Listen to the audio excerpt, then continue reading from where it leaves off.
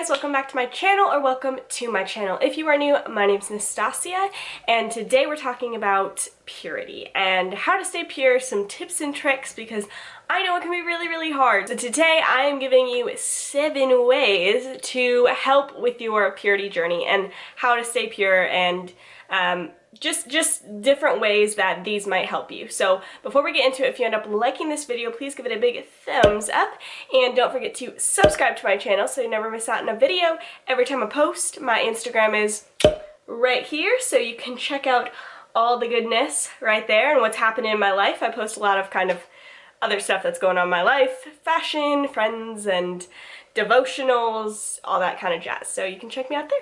Tip number 1, start talking about your boundaries as soon as you feel comfortable. So whether you're dating somebody, in a relationship with them, whether it's serious in your mind or not, I think boundaries are so important, and you should never go into something without any kind of intentions, because then the intentions will be made for you. So even if you're just like casually dating somebody, things can happen very quickly, and anyway, it's just good to get those boundaries out there. So like, for instance, if you're dating a guy and you do not want to kiss him until you are in a relationship, you should let him know that that's your boundary. It saves him the embarrassment, it saves you feeling uncomfortable telling him no, or going past a boundary that you don't want to set. I'm not saying that should be, like, that has to be everybody's boundary or something, but if it's yours, you know, you want to let somebody know that. You can talk about things like how far is too far, like how far does he think is too far, how far do you think is too far. Something good to talk about is if there are different kind of areas of your body where you feel more sensitive than others. So like for some people that's like if you touch somebody's neck or kiss somebody's neck, or if you I don't know, like just certain things, or the stomach area, or just anything like that. If you know a certain area is way more sensitive and can lead to more difficult things for you and temptation, you should let him know that, and vice versa, he should let you know. With setting boundaries and talking to him about it, I think it's very important to talk about how far you've gone in the past, what you've been okay with in the past, what you're not okay with now. And that is not to judge somebody, it is to talk about what your goals are now, how you've changed, and what you don't want to do again. Because I know a lot of people have messed up. Like, we mess up every single day. We all mess up. And to expect somebody to be completely perfect in this area is like expecting somebody to be perfect in every other area of sin too. So have grace and all that, but also know if somebody is serious or not about changing their ways. So it's good to know all of that as soon as you feel comfortable asking. Number 2, this is the second tip I have for you for staying pure. Don't stay at each other's homes. I know that sometimes this can be tricky, especially if you're grown and like you both have places and maybe you don't have roommates and stuff, so it makes it really easy, or if you're long distance or something. And I will say there is like a caveat to this, because if you like live with your parents and your boyfriend is like really long distance or something and they stay in the guest room, that's a little different.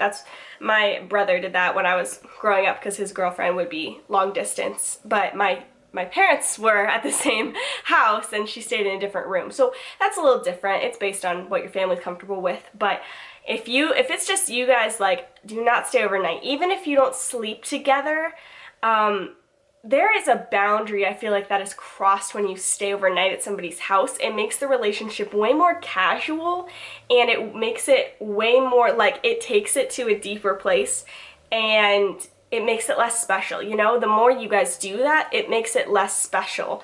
Plus, obviously, it's more tempting. You're right there, the bed's right there, like, you know, you have plenty of time, you're staying overnight, it can be romantic, all that. So my tip is just don't do it.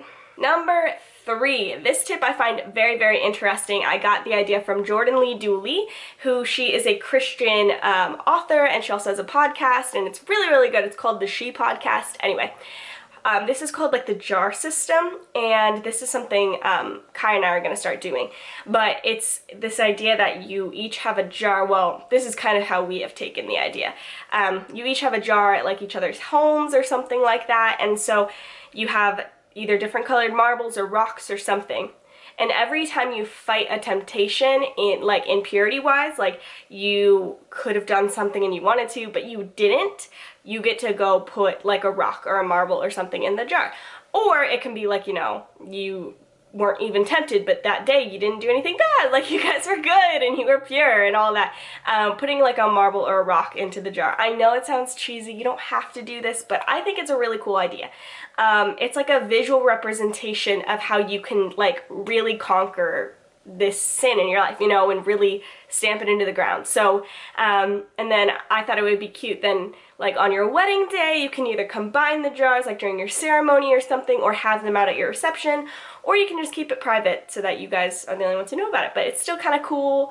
And with this, you kind of have like two different idea options, that if you make a mistake, if you mess up and you go too far, you can either empty the jar completely and start over. This is something I'm gonna I'm gonna have to do just because it keeps me more accountable. I'm kind of an all-in or all-out kind of person, and so for me it's like if I have to dump the whole jar out, I will be like, heck no, I'm keeping my jar full of marbles. But the other option is if that bothers you a little too much thinking about that, maybe just like taking a marble out every time or something. So whatever you feel comfortable with, but I thought that was a really cool idea. Number 4, my tip for you is be accountable for each other.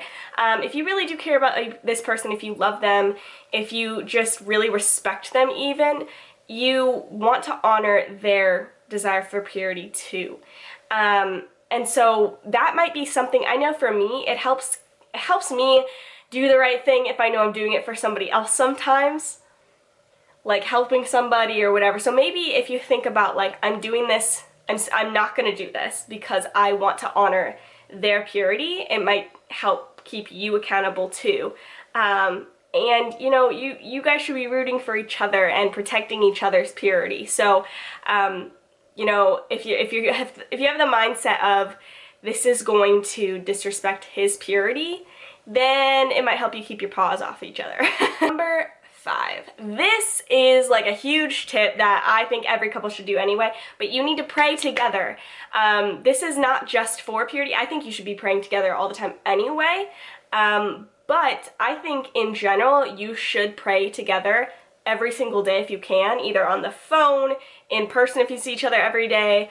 I know if some of you have like guys in the military or something, it might be a little different. It might be cool if you wrote a prayer in the letters you sent him or something. I don't know. I don't have anybody in the military, so I'm not sure how that works. But at least every single time you hang out like physically with each other, you 100% should pray. Like when you start hanging out or whatever. I noticed such a difference even in like the time Kai and I have it together when we are praying together first. So that's, I think, so important. But including in that, like praying for your purity, praying that you keep your mind set on Christ, and even in the moment of temptation, stopping and praying, even praying out loud, is, I mean, can you imagine a greater mood killer than being like, hey, Holy Spirit, and him being like, yeah, I'm here, I'm watching. You know, it kind of makes you, it reins it in a little bit. So I feel like that's a really, really good tool you can use all the time, but especially in temptation. Number 6, get up and move. Like literally, sometimes hormones rule the day. And sometimes even the best of intentions of knowing your boundaries, knowing what you're doing this for, you know, accountability, praying, everything, well, it is all very powerful and very good and you should have it all. Sometimes you just, chemical things in your body happen. And when that happens, I suggest literally getting up and moving across the room. Like, go to the corner or be like, tell him, I need you to go stand over there for like at least 10 minutes. Like that might be something that is required, you know?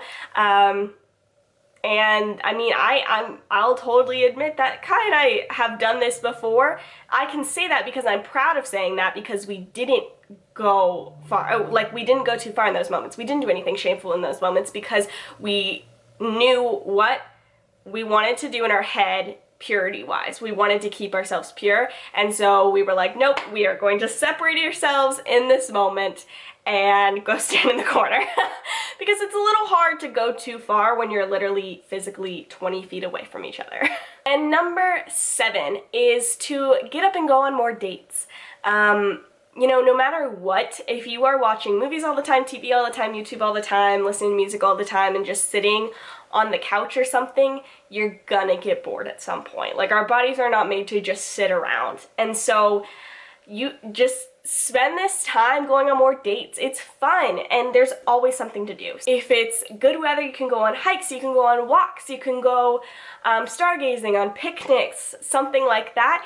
If it's kind of like crappy weather, you can still go to like the movies. Like, even if you want to watch a movie, you could go to a movie theater, or you could go to a dollar movie theater if you're like, that's way too expensive. Dollar movie theaters exist, drive-in theaters, you can go ice skating, rollerblading, bowling, you know, go to the gym together, play racquetball. There are so many things you can do, and even if you search on Pinterest like free date ideas or something, you can do something. You could even have one of those little jars with like, I'm just on a jar kick, I guess, where you write down all like a bunch of date ideas on a piece of paper and put it in the jar, and maybe on a day you're like, you guys are really tempted or something, and you know you need to get out of the house, you can pull one of them and go on a date, and it could be a really fun memory. So get out, do something, set goals for each other, maybe go to the gym like I said earlier, and like slam out a workout, you know.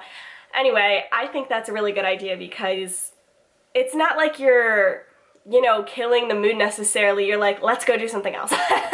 And let's still hang out and let's still have fun, but keep each other accountable in the purity aspect. So I hope you guys enjoyed these 7 tips on like helping you stay pure. If you like these videos, don't forget to give it a big thumbs up. I can always think of more ideas of how to stay pure because, you know, I want to stay pure, so I should be thinking of more ideas every single day. So leave a comment down below of other videos you'd like to see, whether they're dating or relationship wise or anything else. And I will see you guys soon. I love you so much. Bye!